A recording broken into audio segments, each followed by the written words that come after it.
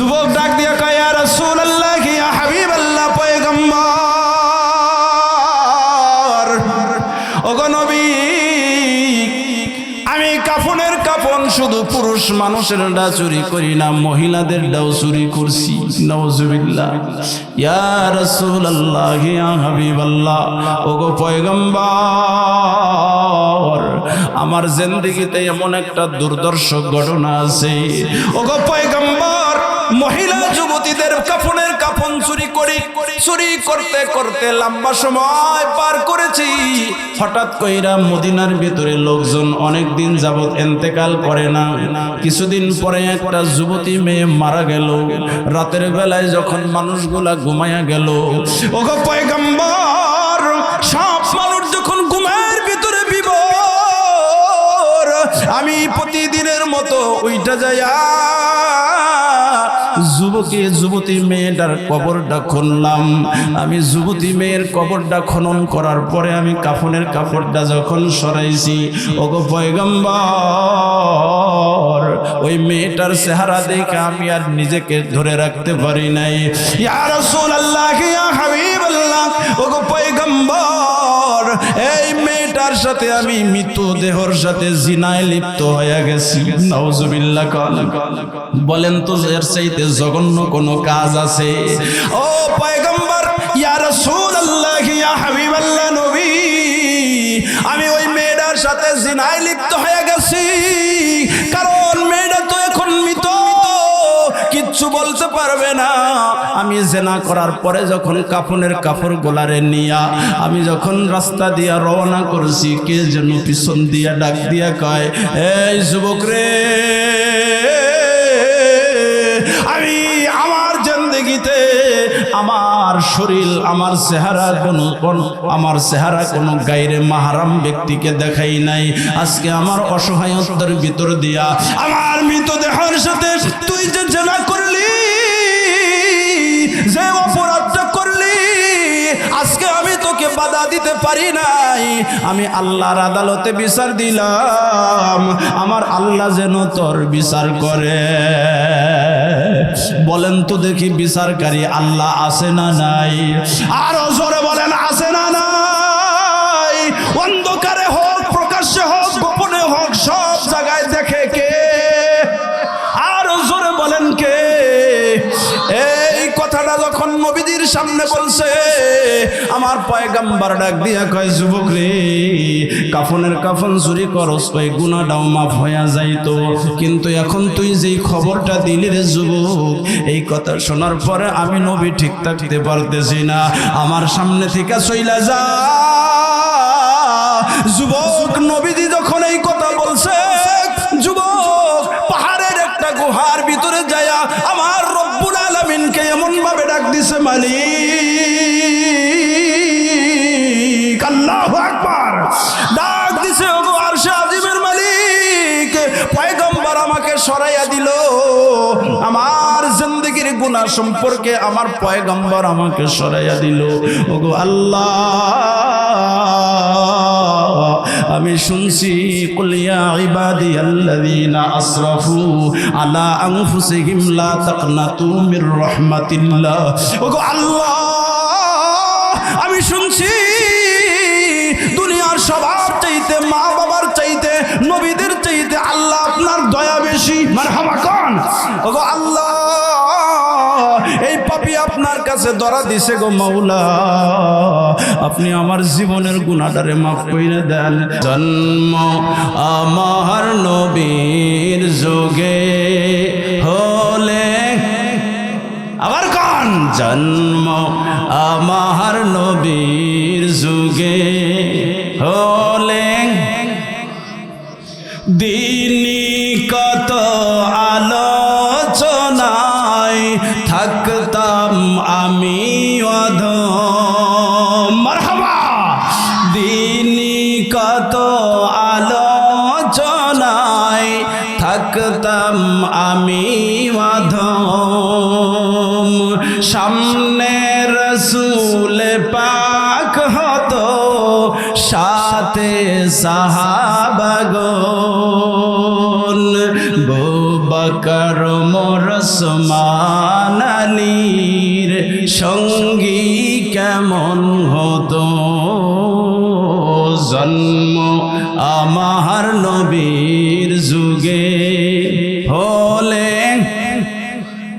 কন্যা একটু, জন্ম আমার নবীর যুগে। একটু হাতটা উঁচা করেন তো দেখি সবাই, সবাই একটু নাড়াচাড়া দেন। এখন বলেন, জন্ম আমার নবীর যুগে হলে। কত সুন্দর লাগতেছে না? একটু আল্লাহ আপনার কুদরতি ক্যামেরা দিয়ে ভিডিও কইরা রাখেন, হাসরের ময়দানে অবশ্যই এই হাতগুলা যেন জান্নাতি হয়। সকালে কোন আমিন। আল্লাহ আজকের মাহফিলে যতগুলো হাত উপরের দিকে উঠেছে, আল্লাহ প্রতিটা হাত দিয়া বাইতুল্লাহকে স্পর্শ করার তৌফিক দিয়েন। সকালে কোন আমিন। আরো জোরে কোন আল্লাহুম্মা আমিন। আল্লাহ এই প্রতিটা চক্ষু দিয়া নবীজির রওজার সামনে দাঁড়াইয়া সচক্ষে দেখে সালাম দেওয়ার তৌফিক দিয়েন। সকলে কোন আমিন। আমার বন্ধু, আমার বাবাজিরা শুনে নাও, জিন্দেগীর মূল্যবান সময় তুমি বিভিন্ন কাজের ভিতরে ব্যয় কইরা দাও। কখন যেন মালাকুল মউত তোমার কাছে চিঠি নিয়ে আসবে কেউ জানি না। কথা কোন ঠিক কিনা? এই বয়সটা 60 হয়ে গেল, 70 হয়ে গেল, বয়স 50 হয়ে গেল, 40 পার হয়ে গেল। বন্ধু, এখন পর্যন্ত আমার মাওলা পাকের কোরআনটা পড়তে পারি নাই, আছে না নাই? এই আল্লাহর সামনে দাঁড়ায়া কি উত্তর দিবা? নামাজের ভিতরে দাঁড়ায়া সূরা ফাতিহাটাকে শুদ্ধ করে পড়তে পারে না এমন মুসলমান আছে না নাই? কত বড় সুযোগ, হাটিবাড়া মাদ্রাসা, এত বড় একটা মাদ্রাসা, সূরা ফাতিহা শুদ্ধ করার মতো শত শত ছাত্র এই জায়গায় উপস্থিত আছে, কিন্তু আমার প্র্যাকটিসে লাগে। এই বয়সে যাইয়া পোলাবান রে আর হুজুর রে কেমনে কই যে আমার আলহামদুলিল্লাহ সূরাটা শোনো, একটা মান সম্মান আছে না? কি কান আল্লাহ, আপনাদের কথা বাতি দিলাম। আমাদের এক হুজুর বক্তা, অনেক বড় একজন বক্তা, খুব ভালো একজন আলোচক। আমি তাকে বলছিলাম, হুজুর আপনি এত সুন্দর আলোচক, শুধু তেলাওয়াতটা শুদ্ধ না হওয়ার কারণে সমস্যা। আপনি একটা মাস যদি একটা হাফেজের পিছনে একটা মাস যদি সময় দিতেন, আল্লাহর কোরআনটা সুন্দর হইতো, আপনার আলোচনায় আল্লাহ তাআলা নূর বাড়াইয়া দিতেন। কয় যে এখন কি আর ওই সময় আছে? টাকা কামাই করার সময় আছে, কোরআন শেখার সময় নাই। আমার বন্ধু, আমার বাবাজিরা, কেউ যদি শুধু কোরআনকে মোহাব্বত কইরা কবরে যায়, আমার পয়গম্বর বলে কোরআনের মোহাব্বতের কারণে লোকটা মরার পরে জান্নাতি হবে। সুবহানাল্লাহ। ও বন্ধুরে, আজকের মাহফিল শুধু কানের খোরাক নয়, আজকের মাহফিলটা শুধু বাহ্যিক দৃষ্টির খোরাক নয়, মাহফিলটাকে দিলের খোরাক বানায়া নিজেই নিজের অন্তরকে প্রশ্ন করো। বন্ধু, তুমি তোমার অন্তরের কাছে তুমি নিজেই জিজ্ঞাসা করো, কোরআনটা যে শিখলা না, কত হাড্ডিমা ডিম টিম পড়লা, আম পাতা জোড়া জোড়া পড়লা, কত কিছু পড়লা, কিন্তু আমার মাওলার কোরআনটাকে যে একদিনও পড়তে পারলা না, তোমার দিল কি কিছু বলে না? কথা কোন ঠিক কিনা? এই আমার বন্ধু, যুবক ভাই, ও মুরব্বী বাবাজিরা, ভালো কইরা কান খুইলা শুইনা নাও। জিন্দেগিটা পার হয়ে গেছে, কোরআনের পিছনে টাইম দেওয়া যায় নাই। কোরআনটা যদি এখন পর্যন্ত একটু মহব্বত লাগায়া কোরআনের পিছনে সময় দিতে পারি, কোরআনের পিছনে যদি সময় দিতে পারিস, না শিখতে পারলেও যদি প্রতিদিন একটু একটু কইরা ট্রাই করি, দিন রাত 24টা ঘন্টার 23টা ঘন্টাই তুমি ফেসবুক আর ইন্টারনেটের ভিতরে পার কইরা দাও। কথা কোন ঠিক কিনা? একটা ঘন্টা যদি আমার মাওলার কোরআনটা শেখার জন্য নিজেকে একটু পরিশ্রম করাইতে পারো, পয়গম্বর বলে যদি শিখতে না পারো চেষ্টাটা আছে, এর ভিতরেই যদি মালাকুল মাউত চইলা আসে, হাসরের ময়দানে আল্লাহ তোমাকে কোরআনওয়ালাদের কাতারে দাঁড় করাইয়া দিবে। আর কোরআনওয়ালাদের কাতারে দাঁড়াইলে কি হয়? মান সালাকা তরিকান ইয়ালতামিসু ফীহি ইলমান সাহালাল্লাহু লাহু বিহি তরিকান ইলাল জান্নাহ। পয়গম্বর বলে, কোরআন শেখার জন্য বাড়ি থেকে বের হইছো, আল্লাহ তোমার জান্নাতের রাস্তাই সহজ করে দিচ্ছে। এই এলাকার ভিতরে অনেক মানুষ আছে, টুপিওয়ালারে দেখলে বেগুন খাওয়া ছাড়াই চুলকায়। কি কন? অনেকের তো অ্যালার্জি হইল বেগুনি, অনেকের অ্যালার্জি গরুর গোশতে, অনেকের অ্যালার্জি সিম খাওয়ার মধ্যে, কিন্তু আবার অনেকের অ্যালার্জি আমার নবীজির সুন্নত টুপির মধ্যে। একটু আইডা যাইবার নইলে কয় কি, ওই যে হুজুর যাইতেছে, ওই যে কিবা কইরা যাই দেখো, কার বাড়িতে না জানি আজকে দাওয়াত আছে। কি কন? একটু তাড়াহুড়া করে আইডা গেলে কেউ যে কার বাড়িতে যে আজকে দাওয়াত আছে, কিবা কইরা যায়। আর যদি একটু ভদ্রভাবে শান্ত সুষ্ঠুভাবে হাইটে আসি, কয় যে আজকে যে খাইছে গণরা হারতেছে না। কি গান? জোরে গেলে কয় দাওয়াত আছে, আসতে আইলে কয় খাওয়া বেশি হইছে। আসলে মূলত তো সমস্যা ওইটা না, সমস্যা হইলো টুপিওয়ালার ভিতরে দেখে সমস্যা। কথা কন ঠিক কিনা? তবে এই সমস্যা এখনকার সমস্যা না, এটা আমার নবীর যুগের সমস্যা। নবীর যুগে দুইটা দল ছিল, আবু বকর ওমরের দল আর আবু জেহেল আর উতবা সাইবার দল। কথা কন ঠিক কিনা? আমার নবী যাওয়ার সময়ও দেখাইতো ওই যে পাগল যাইতেছে, তাই না? তো আমরা তো আমার নবীর চাইতে ভালো হইতে পারবো না। কথা কন ঠিক কিনা? আর বন্ধরে আমার পয়গম্বর তেলাওয়াত করতো, কোরআন তেলাওয়াত করতো। আমার নবীজি উম্মে জামিলকে পাঠাইয়া দিছে, যাও আবু জেহেল পাঠাইয়া দিছে, উম্মে জামিল রে যাও একটু মুহাম্মদ রে সাইজ কইরা আইসো। নাউজুবিল্লাহ কল, মুহাম্মদ রে সাইজ কইরা আসো। আমার পয়গম্বর বাইতুল্লাহর চত্বরে বৈশা কোরআন তেলাওয়াত করেন। উম্মে জামিল মহিলাদের ঝগড়ার সিস্টেম হইল কোমরের ভিতরে বাঁধে। কথা কন ঠিক কিনা? তো উম্মে জামিল কোমরের ভিতরে কাপড় বাঁধা তারপরে হাতে একটা পাথর নিয়া যাইতেছে আর বলতেছে, মুহাম্মদ কই, আজকে পাইলে ওইটারে সাইজ করে ফেলাবো। নাউজুবিল্লাহ। তো আবু বকর কয়, ইয়া রাসূলুল্লাহ, সর্বনাশ। কয় কি? ওকল খুব খুশি আজকে। কয় এতদিন তো পুরুষ মানুষ আপনাকে মারতে আইছে, ফিরানো গেছে, আজকে তো মহিলা মানুষ আসতেছে, এটারে ফিরাইতে গেলে শরীরে টাচ লাগলেও ডবল মামলা। কথা কন ঠিক কিনা? মহিলা মানুষ যদি চায় একজন পুরুষরে সাইজ করবার, বেশি কিছু লাগে না, রাস্তা দিয়ে যাইতেছে খালি কব যে ওই যে ওইটারে টিভি দিছে আমাদের, দেখবেন সাথে সাথে 50 জন শয়তান এসে আপনার পাইকারি কিল শুরু করে দিচ্ছে। কথা কন ঠিক কিনা? তো নবীজি কয়, আবু বকর টেনশন করো কে?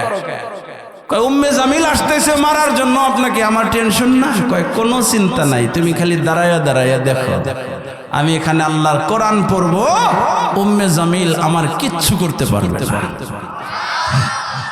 কোরআনের পাওয়ার আছে না? তেলাওয়াত শুরু করছে আমার পয়গম্বর, ইয়াসিন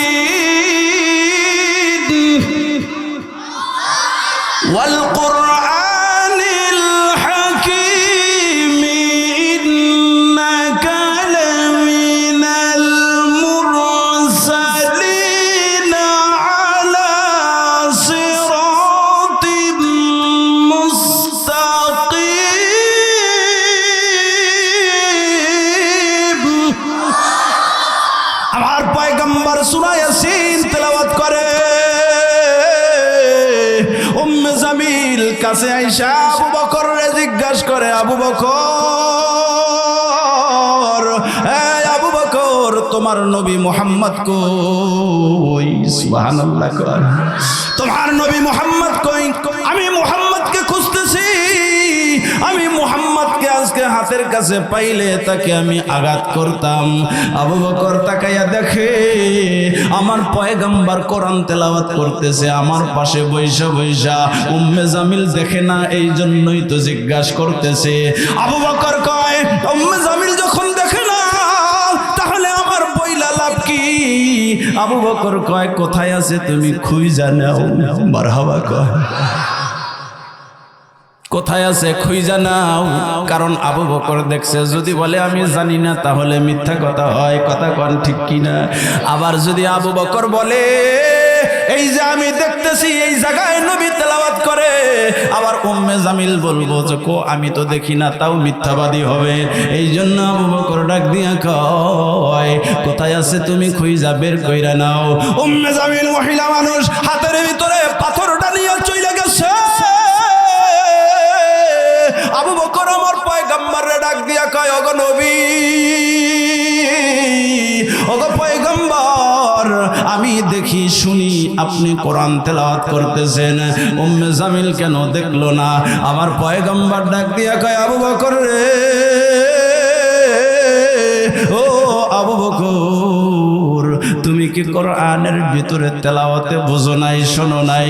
আমার আল্লাহ 15 নম্বর পারা সূরাতুল বনী ইসরাঈলের ভিতরে ডাক দিয়া বলেন, ওয়া ইযা ক্রাতাল কুরআনা জাআলনা বাইনাকা ওয়া বাইনাল্লাযীনা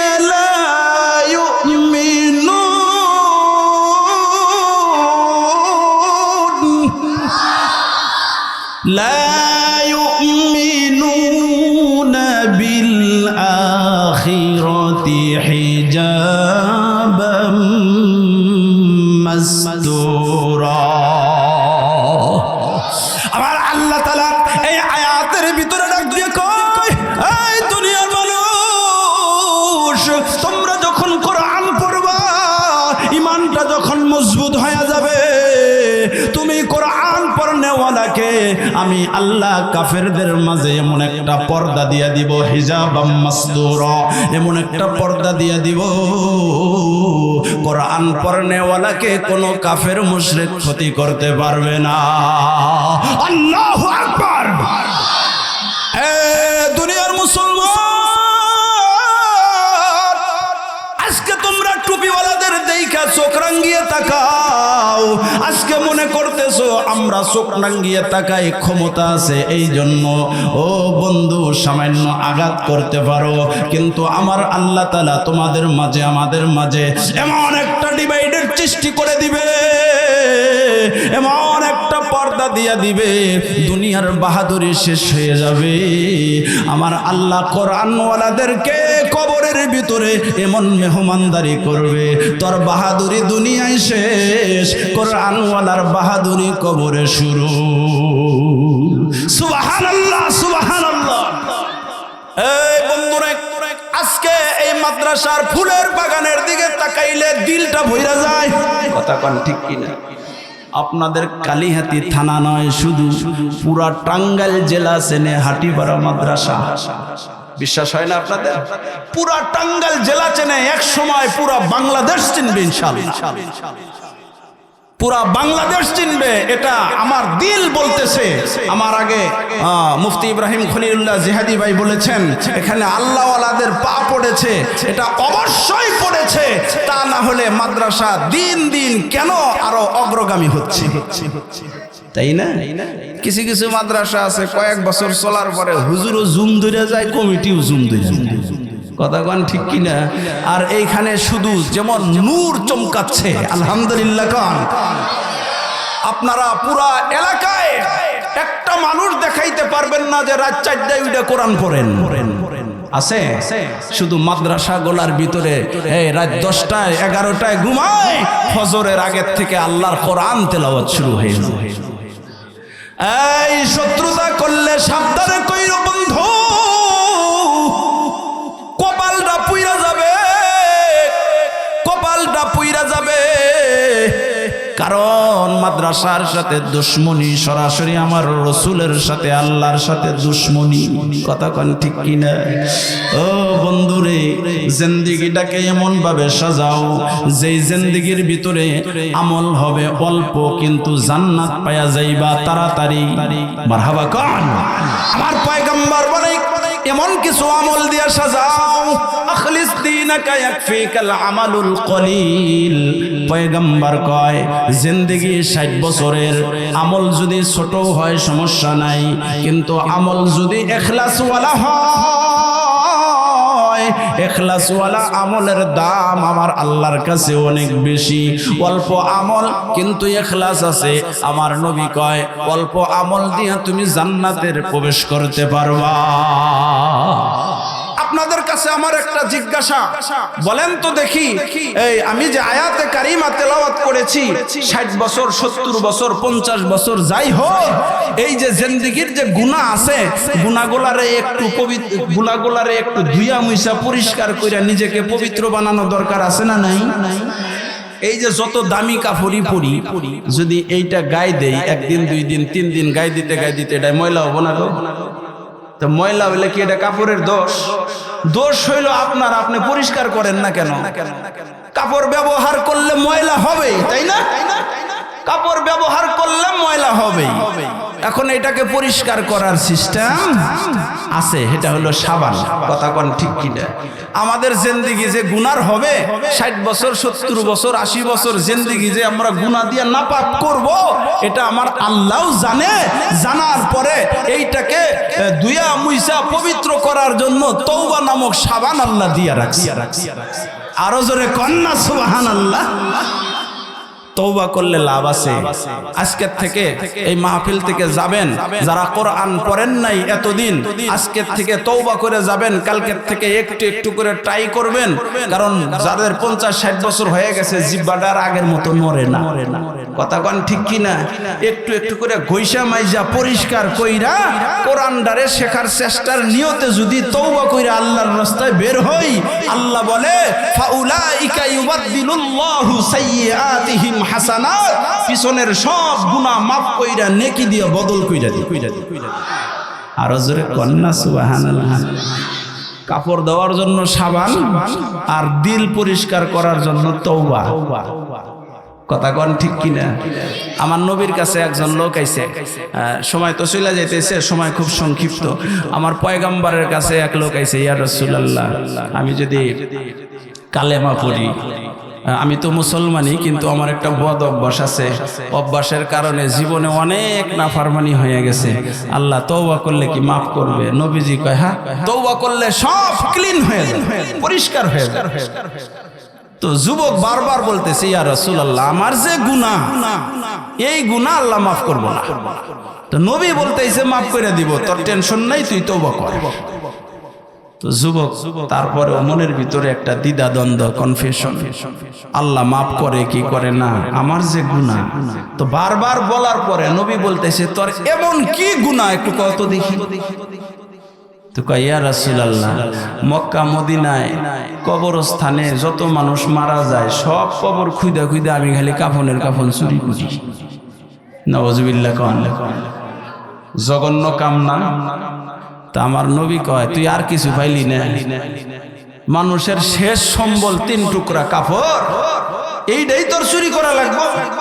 এটা চুরি করে করে বিক্রি করছি নবী গো, আমি এই কাপড়ের চুরির থেকে আজকে অব্যাহতি দিয়া, ওই চাকরি বাদ দিয়া আজকে তওবা কইরা আমি একবারে পাক সাফ হইতে চাই, আল্লাহ মাফ করবো না? কয় হ্যাঁ মাফ করে দিব আল্লাহ, তুই তওবা কর খালি। সুবহানাল্লাহ। কখন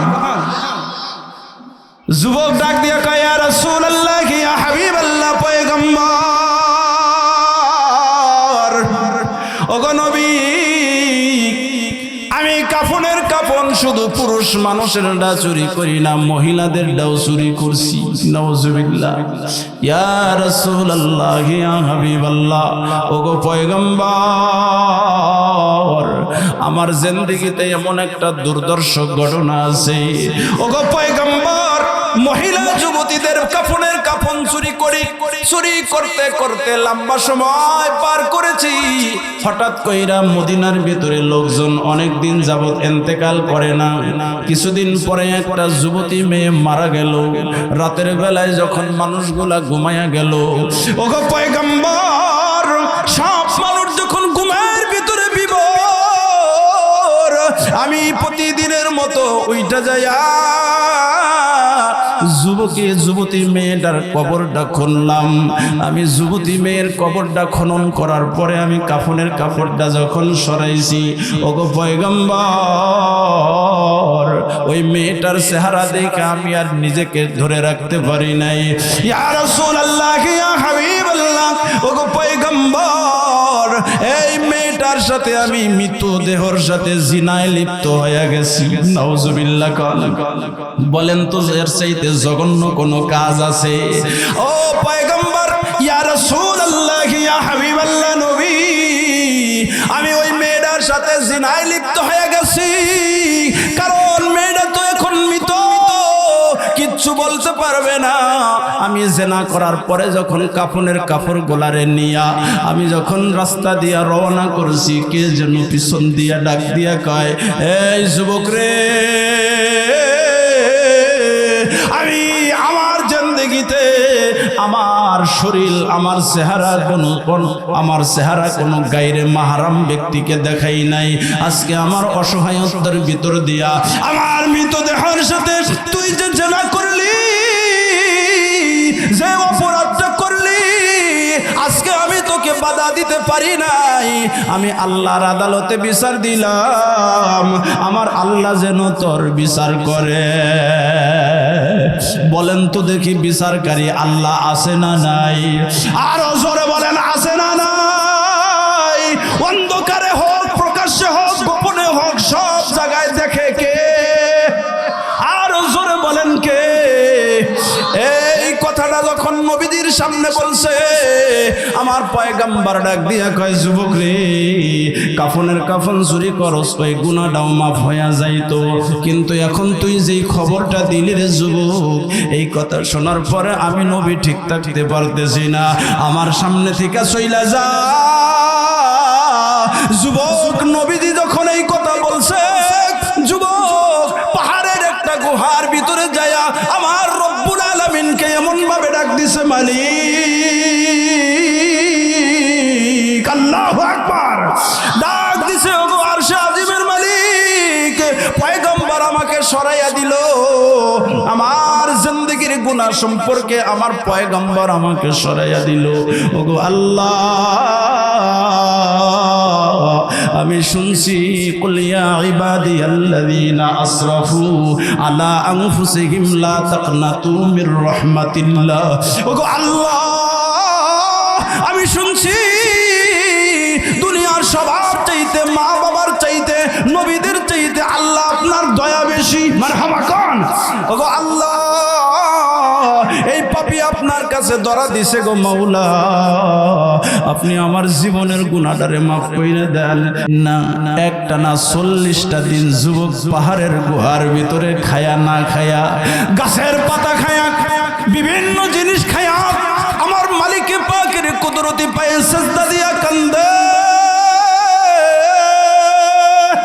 এই বন্ধুরে, আমার পয়গম্বর বলে, দুনিয়ার মানুষ আল্লাহকে যখন গুনাহ করতে করতে করতে করতে নাফরমান হইয়া আল্লাহকে যখন হঠাৎ কইরা ডাক দিয়া দেয়, আমার আল্লাহ তাআলা বান্দার উপরে সবচাইতে বেশি খুশি হইয়া যায়। সুবহানাল্লাহ। যুবক কান্দে, আল্লাহ, অন্যায় যা করছি আপনি আমাকে মাফ কইরা দেন। এই যে মোনাজাত কইরা চোখের পানি ফেলাইয়া চোখ দিয়া ঘা হয়ে গেছে, শরীরটা কঙ্কালের মতো হয়ে গেছে। যুবক আবার 40 দিন পরে আমার পয়গম্বরের সামনে আইসা দাঁড়ায়া ডাক দিয়া কয়, ইয়া রাসূলুল্লাহ, ইয়া হাবিবাল্লাহ নবী, ওগো পয়গম্বর, আমাকে একটু তওবা করাইয়া দেন, আল্লাহ যেন আমাকে মাফ কইরা দেয়।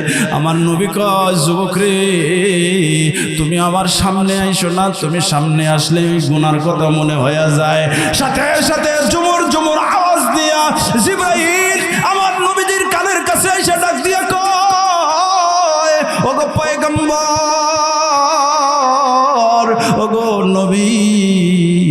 যুবকরে আর কাদায়েন না।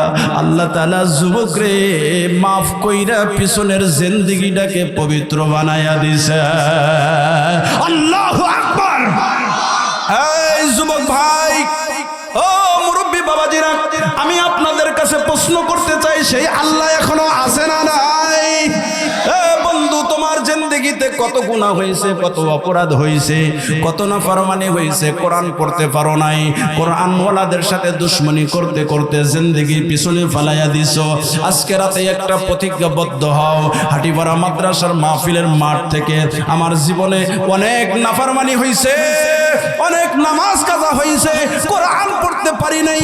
আজকে আল্লাহর কাছে একটা ওয়াদা দিয়া বইলা যাও, আল্লাহ গো গুনাহ করেছি, অপরাধ করেছি, তোমার কোরআন শেখার চেষ্টা করব, আর জিন্দেগিতে মাদ্রাসার সাথে দুশমনি করব না, আর জিন্দেগিতে তোমার নাফরমানি করব না। এমন একটা কথা বলা যায় কি? আরো জোরে কন না। কেন বলবেন? এই মুহূর্তে যদি আপনি তওবার নিয়তে আল্লাহকে দিল দিয়া ডাক দিয়া বলেন, আল্লাহ পাক কোরআনের ভিতরে বলেন, ফাউলাইকা ইউবাদদিলুল্লাহু সাইয়্যাতিহিম হাসানাত ওয়া কানাল্লাহু গফুরুর রহিমা। আল্লাহু আকবার। পিছনের সব গুনাহ মাফ হইয়া আল্লাহ তাআলা গুনাহগুলারে নেকি দিয়া বদল কইরা দিবে। তাহলে যদি এখন আপনি তওবা করেন, লাভ কি? এই মুহূর্তে আপনি গুনাহ মুক্ত হয়ে গেলেন, আপনার জিন্দেগিতে গুনাহগুলা নেকি হয়ে গেল। আর রাতের ভিতরে যদি আজরাইল চলে আসে, আপনি হয়ে গেলেন আল্লাহর ওলি হয়ে মারা গেলেন। মাহফিলে এসে লাভ হইল না লস গেল? তাহলে আরো জোরে কোন, লাভ হইল না লস গেল? আমার পয়গম্বর কয়, গুনাহ যতই হোক জিন্দেগিতে প্রত্যেক দিন কম পক্ষে 100 বার ইস্তেগফার পড়বা। সুবহানাল্লাহ। আমার নবী 100 বার ইস্তেগফার পড়তেন, কিন্তু আমরা নামাজের সালাম ফিরাইয়া শুধু কই আস্তাগফিরুল্লাহ আস্তাগফিরুল্লাহ আস্তাগফিরুল্লাহ। কথা কোন ঠিক কিনা? এইটাকে তওবা বলে না। তওবা হলো দিলের বিষয়। এক হাত দিয়ে সুদের টাকা নেয়, আর এক হাত দিয়ে আর এক জবান দিয়ে কয় আস্তাগফিরুল্লাহ। ওই রকম তওবা দিয়া লাভ আছে? না না না, দিল দিয়া ইস্তেগফার হবে, আবার জবান দিয়া আমার মালিকের কাছে প্রতিদিন কম পক্ষে 70 বার অথবা 100 বার ইস্তেগফার করো। তোমার সাংসারিক জীবনে কোনোদিন অভাব থাকবে না। সুবহানাল্লাহ। সংসারে কোনোদিন অশান্তি থাকবে না। ছেলেরা মাদ্রাসায় দিছি শুধু পলায়া পলায়া চইলা এসে। ইস্তেগফারের আমল যদি মা বাবা করে, আমার পয়গম্বর বলে ওর জিন্দেগির কোনো সমস্যা থাকবে করা যায় না ইনশাআল্লাহ। ও বন্ধু, মাদ্রাসার সাথে 1-2 নাম্বার শেষে যে কথাটা আমি বলবো এখন, ও আমার বাবাজিরা রে, নিজে কোরআন পড়তে পারি না, বয়স বড়ই হয়ে গেছে, সন্তানরাও কোরআন পড়াইতে পারি। কথা কোন ঠিক কিনা? মাদ্রাসায় ছাত্র দিয়া অন্তত পক্ষে হাফেজের বাবা হতে পারি। কথা কোন ঠিক কিনা? হাফেজের দাদা হতে পারি। কথা কয় না? এই মোল্লা মুন্সি করে আম করে যে বারা কইরা দাওয়াত দিয়াই না খিলান, আমরা মোনাজাত ধরি, কই যে টেহা কয় টেহা দিব পকেটে, তা বুঝা মোনাজাত করি। কথা কয় না? আপনার বাবা মইরা গেছে, আমারে দিয়া মোনাজাত করাইবেন, আপনার বাপের নিগা আমার চোখ দিয়া পানি বাড়াইবার পারে নাও পারে। কথা কন ঠিক কিনা? কিন্তু আপনার সন্তান যখন আপনি কবরে শোয়ার, সন্তান যখন জবান দিয়া বলবে রব্বির হামহুমা কামা রব্বায়ানি সগীরা, মাগো তোমার একটি ছেলে মাদ্রাসাতে দিও, এই পৃথিবীর বুকে তুমি জান্নাত কিনে নিও। কথা কোন ঠিক কিনা? একটি গরব পড়লে মাগো 10টি নেকি হয়, পিতা মাতার আমল নামায় অর্ধেক জমার। এমন সুযোগ পাবে না কো, এমন সুযোগ পাবে না কো, খুঁজে দেখে নিও, এই পৃথিবীর বুকে তুমি জান্নাত কিনে নিও। কথা কোন ঠিক কিনা? তাহলে 1 নাম্বার নিজে কোরআন পড়নেওয়ালা হও, 2 নাম্বার নিজে কোরআন পড়নেওয়ালা না হতে পারলে হাফেজের বাবা হও। এরপরেও যদি সুযোগ না থাকে, একটা ছেলের ঘরের সন্তানরে যদি মাদ্রাসায় পড়াও, হাফেজের দাদা হওয়া যায়। কথা কোন ঠিক কিনা? এখন ডাক দিয়া বলবেন, হুজুর আমার হাফেজ হওয়ার সুযোগ নাই, সন্তানরা হাফেজ বানানোর সুযোগ নাই, নাতিপুতিও শেষ, এখন আমার উপায় কি? এখন সব শেষে অপশন একটা আছে। আমার পয়গম্বর বলে কোরআনের মাদ্রাসার সাথে নিজের সম্পর্কটা ভালো করাও। সুবহানাল্লাহ কয় না? এর মানে জান্নাতের রাস্তা সব দিক দিয়েই খোলা। কথা কোন ঠিক কিনা? রাস্তা হইল ইহদিনাস সিরাতাল মুস্তাকিম। আমরা বানায়া নিছি বেজাল রাস্তা, এইখান দিয়া কালীহাতি যাওয়ার সহজ রাস্তা এই দিয়া। কয় না আমি মাতবাড়ি করে এই দিক দিয়া যাব, তাহলে 10 টাকা। আল্লাহ বললেন ইহদিনাস সিরাতাল মুস্তাকিম, জান্নাতের রাস্তা তোর জন্য সহজ। সন্তান হাফেজ হয় নাই, নাতিপুতিও হাফেজ হয় নাই, এখন অপশন হইল কোরআনের মাদ্রাসায় ঘোরাঘুরি করো, কোরআনের মাদ্রাসায় যাতায়াত করো, কোরআন ওয়ালাদের খোঁজ খবর নাও, কোরআন ওয়ালাদের কোন জিনিসটা অভাব আছে খোঁজ খবর নাও, কোরআনের হাফেজদেরকে মাঝে মাঝে জিজ্ঞাসা করো কেমন আছো, মাদ্রাসার উস্তাদদেরকে জিজ্ঞাসা করো কেমন আছো, মাদ্রাসার কমিটিদেরকে জিজ্ঞাসা করো ও ভাই মাদ্রাসাটা কেমনে চলে, বোর্ডিং আছে, বোর্ডিং এর চাউল ডাউল কেমনে আছে একটু খোঁজ খবর নাও। এই যে খোঁজ খবর নিলা, সাধ্য অনুযায়ী কিছু দিলা, আবার মাঝে মাঝে দিতে পারো নাই, সৎ পরামর্শ দিলা। আমার পয়গম্বর বলে এই লোকগুলাকে আল্লাহ তাআলা হাসরের ময়দানে কোরআনের হাফেজদের কাতারে দাঁড় করাইয়া দিবে। আল্লাহু আকবার। বলেন তো দেখি, এই হাটিপাড়া মাদ্রাসায় যত ছাত্র আছে, আপনারা যখন রাস্তায় বের হন, আপনারা সালাম দেয় না ওরা দেয়? যে এলাকায় নুরানি মাদ্রাসা আছে ওই এলাকায় কোনো সালাম দেওয়ার চান্স নাই। কথা কোন ঠিক কিনা? কারণ নুরানির পোলাপানের সালামের উত্তর নিতে নিতে জীবন শেষ। আজ থেকে 30-40 বছর আগে নুরানি ছিল না, কিন্তু মানুষের ভিতরে আদব ছিল। আমরা ছোটবেলায় মুরব্বী দেখলে সাইকেল থেকে লাফ দিয়ে নেমে যাইতাম। আর এখন যদি নুরানি না থাকতো, যে সালামটা পান, যুবকদের যে অবস্থা, মুরব্বীর পিছনে যায় এমন ভাবে হোন্ডা পিপিপ দেয়, যুবক মুরব্বী যায় পইরা। কথা কোন ঠিক কিনা? আর যদি এই যুবক বাহিরের ছেলেদের আর মাদ্রাসার ছেলেদের দুইটার আখলাক মিলাইয়া দেখেন, ওরা আপনার সাইকেল দিয়ে এখনো গুতা দিব, আর ওরা আপনার দিকে সালাম দিব। কথা কয় না? পার্থক্য আছে কিনা? কারণ হাদিসে নববীর নূর, কোরআনের নূর যেই সমস্ত বাচ্চাদের কোমল হৃদয়ে ডুববে, অন্তত পক্ষে এই সন্তানগুলা বড় হইয়া মাস্টার্স, অনার্স, তারপরে ইঞ্জিনিয়ার, লয়ার, যাই হোক, এদের দ্বারা জাতির ক্ষতি হবে। এই জন্য আপনার সন্তানকে যে জায়গায় পড়ান সমস্যা নাই, অন্তত পক্ষে ছোট থেকে ওদের কোমল হৃদয়ে নুরানির 3য় শ্রেণী শেষ কইরা, আপনার যদি মন চায় যে না আমি মাদ্রাসায় পড়াবো না স্কুলে পড়াবো, তারপরে আপনি পড়ায়েন, সমস্যা নাই। অন্তত পক্ষে এই ছেলেকে আপনার দুয়ার মেশিন হিসাবে প্রস্তুত কইরা যান। এই ছেলে যদি ইঞ্জিনিয়ারও হয়ে যায়, 3 বছর নুরানিত পড়ার পরে আপনি মরার পরে এই ইঞ্জিনিয়ার ছেলে আপনার জানাজা করতে পারবে না? পারবে তো? আর যদি আপনি যদি গেলে এমনি ক্লাস 1 2 3 4 5 যদি গেলে জেনারেল থেকে শুরু করে দেন, এই ছেলে বড় হয়ে কইব যে এই জানাজা আবার কারে কইলে? হ্যাঁ, বাপের জানাজায় খাড়া হয়েছে, কলা গাছের মতো দাঁড়ায় রয়েছে, কে হুজুররা ফিস ফিস করে কি করে, কি কোয়া লাগে জানাজায় ও নিজেই জানে না। নুরানির 3য় শ্রেণীর সন্তানেরা 3য় শ্রেণী শেষ করার পরে এরা জানাজা পড়াইতে পারে না। এই জন্য মাদ্রাসার প্রতি মহব্বত রাখবেন তো। যদি নিজে না পারেন, অন্তত পক্ষে মাদ্রাসার জন্য দিল দিয়া প্রাণ দিয়া ভালোবাসবেন।